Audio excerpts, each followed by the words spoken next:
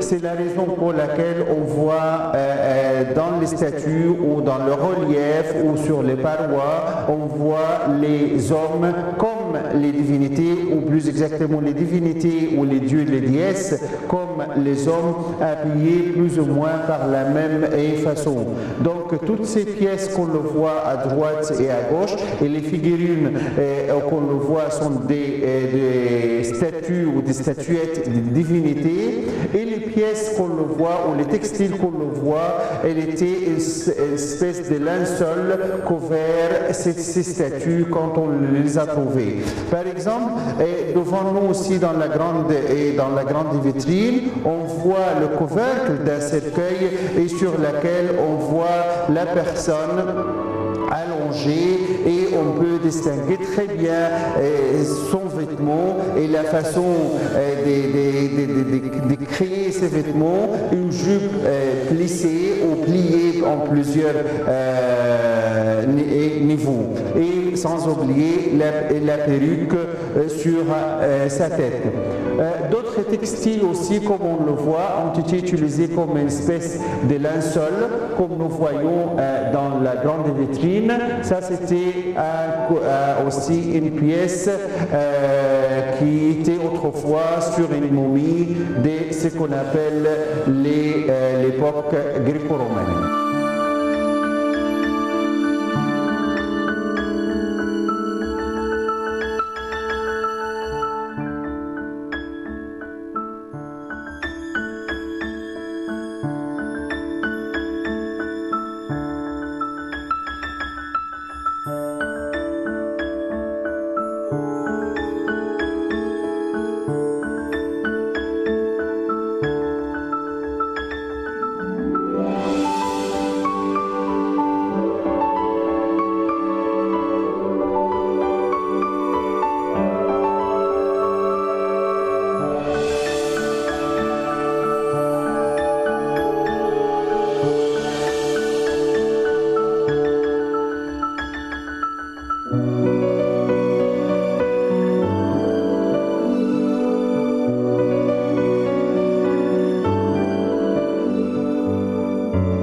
Encore des pièces dans les autres vitrines, encore des textes en hiéroglyphes sur des pièces en lin, et à droite et à gauche, et aussi des couleurs, parce qu'il y a aussi des peintures sur des textiles comme nous avons devant nous, et une pièce qui date probablement du XIIIe siècle avant Jésus.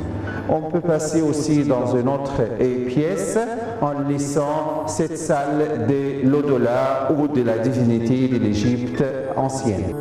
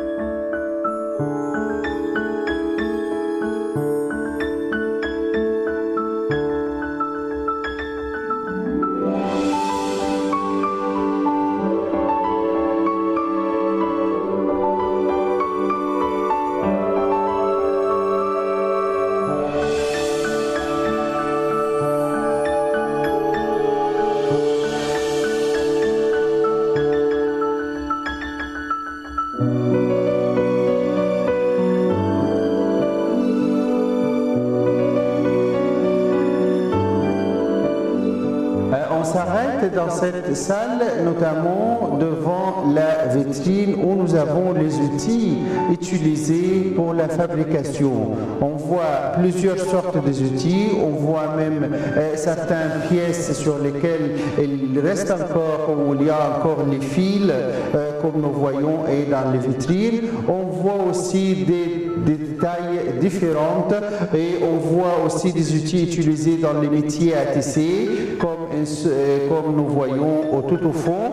Et on voit certaines baguettes aussi pour taper sur les métiers à tisser durant la fabrication. Et nous avons des outils utilisés probablement pour les couleurs utilisées pour donner la couleur au fil, soit en lin ou en soie aussi, parce que là, il y a peut-être la soie un petit peu à utiliser en Égypte ancienne encore à cette période.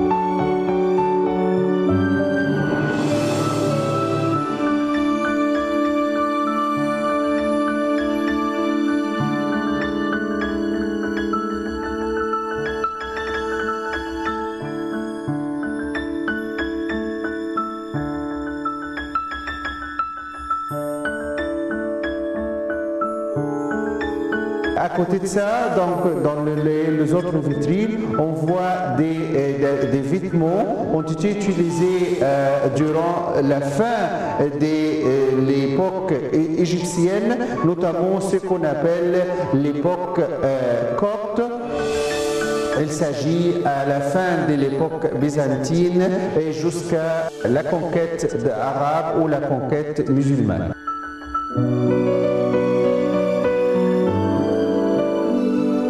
Quelques figurines ou statuettes dans l'autre vitrine sur lesquelles on peut distinguer les vêtements utilisés durant cette période.